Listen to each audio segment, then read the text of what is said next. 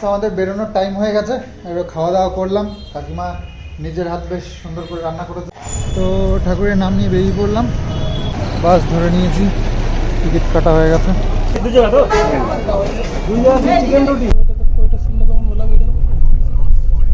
লাগছে।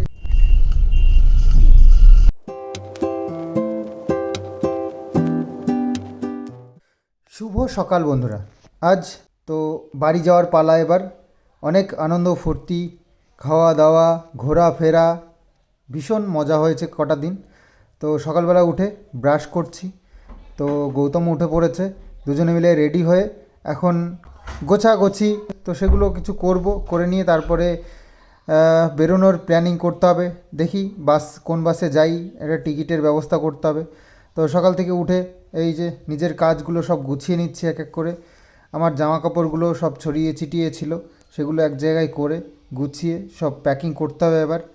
তো আমারটা তো মোটামুটি হয়েছে, এবার গৌতমের কিছু রয়েছে জামা কাপড়, সেগুলো এখন গোছাগুছি করছে গো।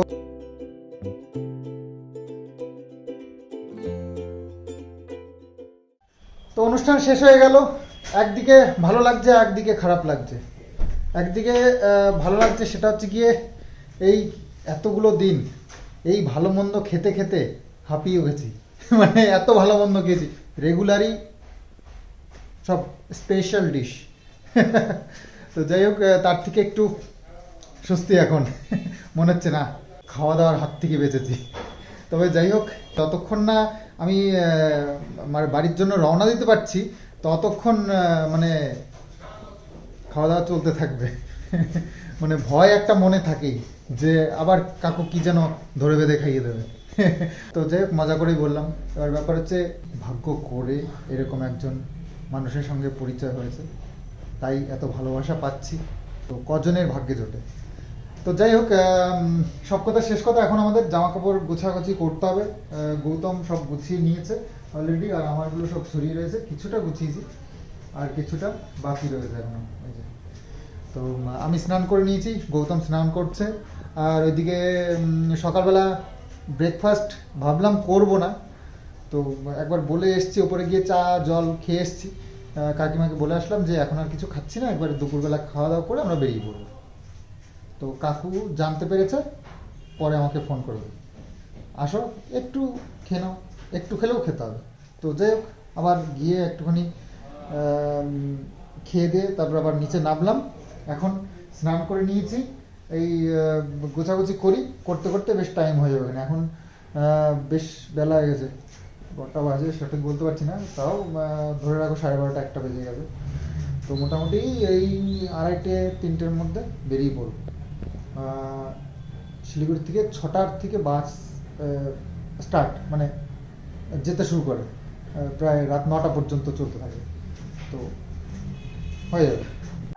তো লাগেজ মোটামুটি এটুকুনি গোছানো হয়েছে, বাকি রয়েছে এতগুলো এইসব। ভাবছি ইয়ে জামা কাপড় আর কিছু বের করবো না, এখনও নতুন জামা কাপড় আছে দুটো। দুটো জামা, দুটো প্যান্ট রয়েছে, তো সেগুলো আর বের করবো না। এইগুলো গুছিয়ে গেছি ঢোকাই, আর এটা পরে যাবো ভাবছি। আর একটা জিন্স, কোনো একটা, এটা তো পরে এসেছিলাম, এটাই পরে যাবো, এটাই ঠিক আছে।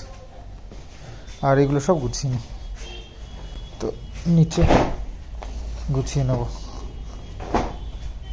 সাদা জামাটা একটু সাবধান একটু। আর এই যে ব্লেজারটা নিয়ে এসেছিলাম, তো সেটা তো আর বের করা হলো না, তো গুছিয়ে নিতে হবে এখন। সাদা জামা হচ্ছে গিয়ে মুশকিল, খুব মুশকিল, খুব সাবধানে ব্যবহার করতে হয়। আর আমাদের ওখানকার জলে এত আয়রন যে ঠিক রাখা সম্ভব হয় না, কালার চেঞ্জ হয়ে যায়। সাদা কালারের জামা হলদে হলদে হয়ে যায়। তো মাকে বলে কিনা জল আনে আমাদের বাড়িতে দিয়ে, তো ওই জলটা দিয়ে আমি ধুতে বলি।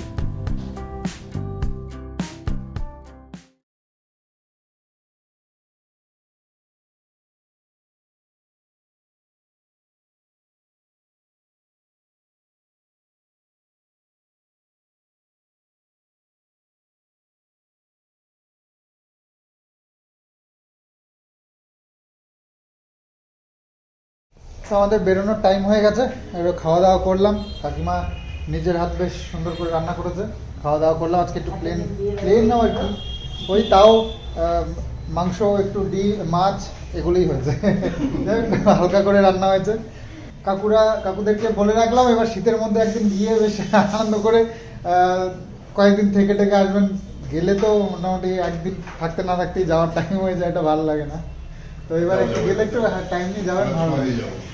আর পুকুরের মাছ খাওয়াবো, এটা সব দেখি কবে সময় হয়। তো যাই হোক যাবেন কাকিমা, টাইম নিয়ে একবার আসেন। হ্যাঁ সেটাই তো কাকুকেই বললাম এই জন্য। তো চলো যাই, এবার টাইম হয়ে গেল, আর বেরোবো এখন। সব গোছগাছ হয়ে গেছে, জামা কাপড় পরে বেরিয়ে পড়বো। তো বোনদেরকে নিয়ে তাহলে কয়েকদিনের জন্য একটু টাইম নিয়ে আসবেন।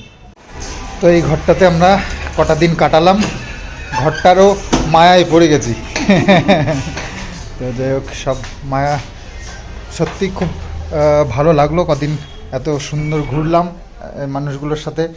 তো কাকুদের সকল সদস্য মানে আত্মীয় স্বজনেরও যারা আছেন, তো সবার সাথে পরিচয় হয়েছে, খুব ভালো মানে মজা করলাম সবার সঙ্গে কটা দিন। এখন বাড়ি যেতে হবে, ওইদিকে বেশ কয়েকদিন হয়ে গেল বুঝতেই পারছো। তো তবুও একটা কষ্ট লাগছে এই কদিন, যেহেতু এত আনন্দ করেছি সবার সঙ্গে চলে যেতে। তবে কি আর করা যাবে, সব কিছুই মেনটেন করতে হবে।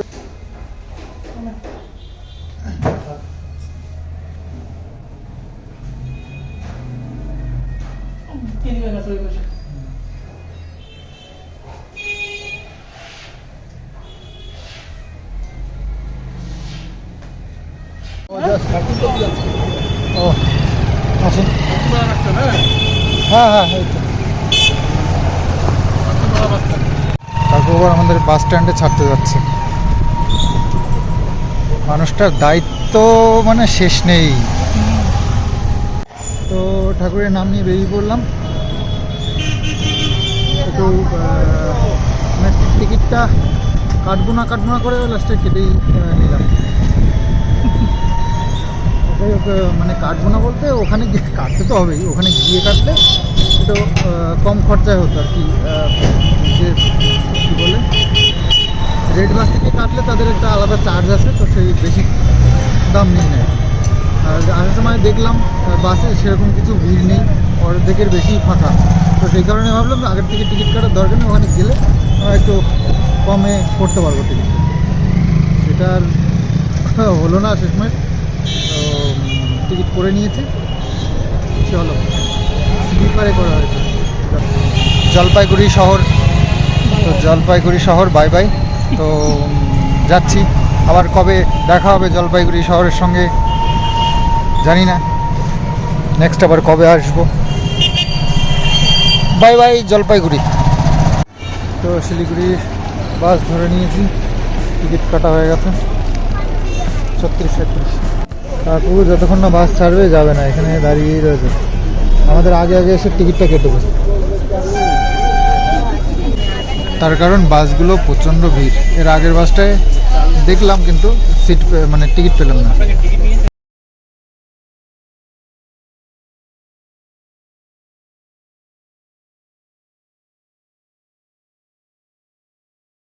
তো পৌঁছে গেছি শিলিগুড়িতে। আর শিলিগুড়িতে এসে আমরা বুক করেছি, টিকিট হচ্ছে কি রায়পুর ক্রুজার। খুবই সুন্দর একটা বাস বুক করেছি, আর খুঁজে পেতে খুব একটা সমস্যা হয়নি, কারণ লোকেশনও দেওয়া ছিল। তো এই হচ্ছে বাস, কলকাতা গামী। কৃষ্ণনগরে আমরা নেমে যাব, রায়পুর ক্রুজার।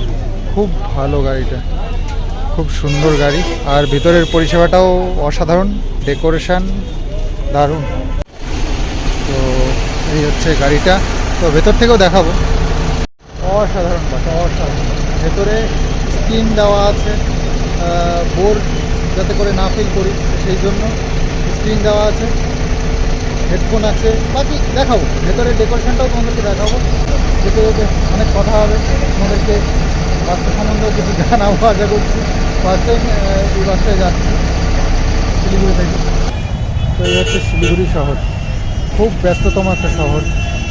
আর সন্ধ্যাবেলায় তো আরও বেশি ব্যস্ত, তার কারণ যত নাইট সার্ভিস বাস আছে সব গাড়িগুলো এই টাইমেই সব ছাড়তে শুরু করে, তো যার জন্য টুরিস্টের প্রচুর ভিড় হয়। শিলিগুড়ি কলকাতার যে সব থেকে টপ গাড়িগুলো সব এখানেই পার্কিং করে, যেমনি গ্রিন লাইন এটা একটা টাইমে টপে ছিল, তারপরে আসলো শ্যামলী, ওই যে শ্যামলী দাঁড়িয়ে আছে, আর মাঝখানে এটা আমাদের রায়পুর ক্রুজের, যেটা আমাদের টিকিট। সবকটা একই টাইপের, সব দারুণ দারুণ লাক্সারি বাস।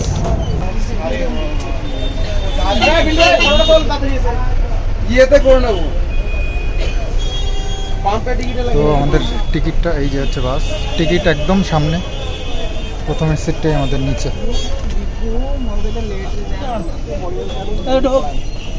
আর বাস একদম রাইট টাইমেই ছেড়েছে, আমরা পৌঁছেছি 5-7 মিনিট আগে, মাত্র 5-7 মিনিট আগে পৌঁছেছি। আর সেই লোকেশন যেহেতু দেওয়া ছিল কোনো সমস্যা হয়নি, একবারে সোজা গাড়িতে উঠে পড়েছি। তো বাসে উঠে একদম রিল্যাক্স, সুন্দর বেড করা রয়েছে, একদম নিচেই রয়েছি, নিচেই একদম ফার্স্টের দিকে।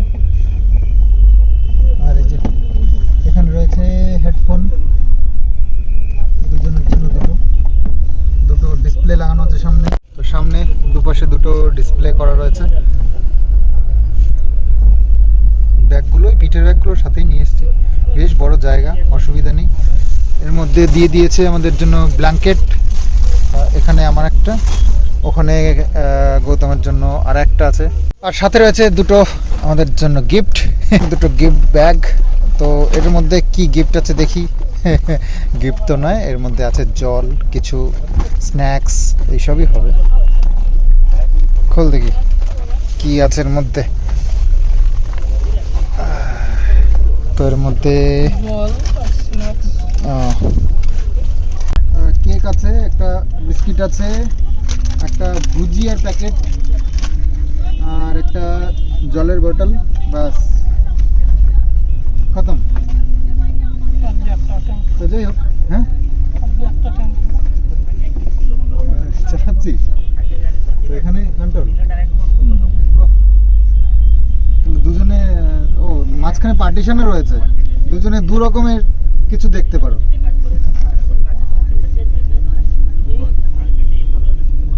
কন্ট্রোল হচ্ছে এখান থেকে টিভি।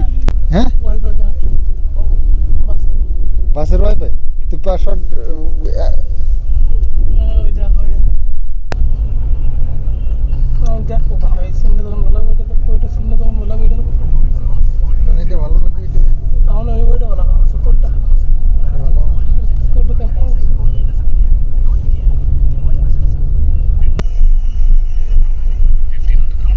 একটা চলছে সাউথের মুভি, আর একটাতে চলছে বলিউডের মুভি।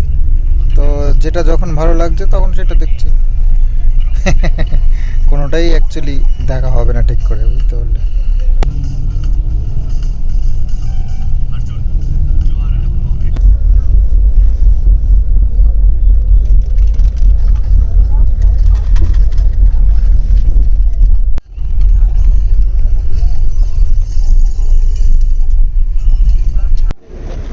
চলে এসেছি ডালকোলাতে। ডালকোলা সব বাসগুলো এখানেই স্টে করেছে।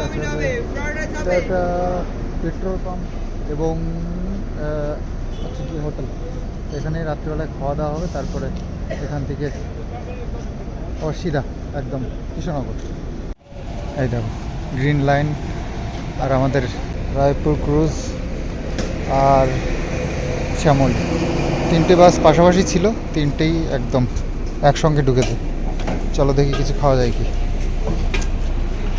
তো এখানে বাইরে চাইনিজ হচ্ছে ডালকোলা, হ্যাঁ, আর ভেতরে রেস্টুরেন্ট আছে, তো ভেতরে আর গেলাম না, গাড়ি পাহারা দেবো। আমাদের গাড়িও পাহারা দেওয়া হয়ে যাবে আর আমাদের খাওয়াও হয়ে যাবে। যাই হোক, একটা ফ্রাইড রাইস নিয়েছি, ও খাবে না বলছে গৌতম, আসলে আমাদের ভেতরে খেতে দিয়েছে না, ওটা খেয়েই ওর পেট ভরে গেছে। তো যাই হোক, আমি একটা নিলাম, বললাম যদি খেতে ইচ্ছা করে এর থেকে নে। এই যে একদম শুধু একটা ফ্রাইড রাইস,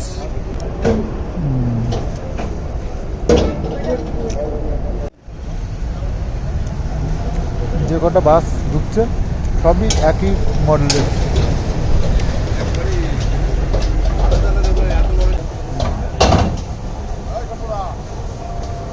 পেট্রোল পাম্পের সাথে এই করে